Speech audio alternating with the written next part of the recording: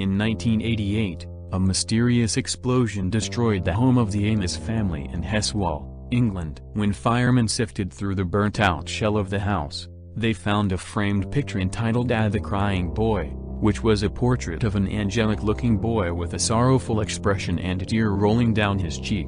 But the picture was not even singed by the blaze. Not long afterwards in Bradford, there was another blaze, and again a picture of the crying child was found intact among the smoldering ruins. The head of the Yorkshire Fire Brigade told the national newspapers that pictures of the weird crying boy were frequently found intact in the rubble of houses that had been mysteriously burnt to the ground. Journalists asked him if he thought that the picture was evil and could somehow start the fires. But the fire chief refused to comment. The reports of the unlucky painting causing fires are still occasionally reported. There was a crying boy picture found at a gutted house in Dublin in 1998, but no one has ever found out just who the child is in the supposedly cursed painting. One well-respected researcher into occult matters, a retired schoolmaster from Devon named George Mallory, claimed that to have uncovered the truth in 1995. Mr. Mallory claimed he tracked down the artist behind the controversial portrait, an old Spanish postcard artist named Frank Seville who lives in Madrid.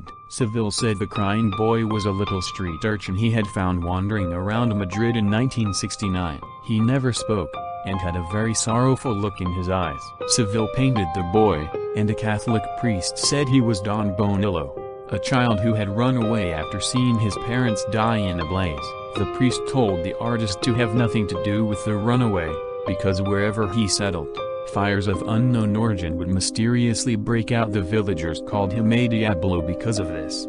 Seville ignored the superstitious priest and looked after the boy. The paintings of the little sad orphan made Seville fairly rich, but one day, his studio was mysteriously burned to the ground. Seville was ruined, and he accused the little Don Bonillo of arson. The boy ran off crying and was never seen again. Then from all over Europe came reports of the unlucky crying boy paintings causing blazes. Seville was also regarded as a jinx, and no one commissioned him to paint, or would even look at his paintings. In 1976, a car exploded into a fireball on the outskirts of Barcelona after crashing into a wall. The victim was charred beyond recognition, but part of the victim's driving license in the glove compartment was only partly burned. The name on the license was one 19-year-old Don Bonillo. Could this have been the same Bonillo who had been the subject of the crying boy painting 8 years earlier? We will probably never know, as no friends or relations ever came forward to identify the body.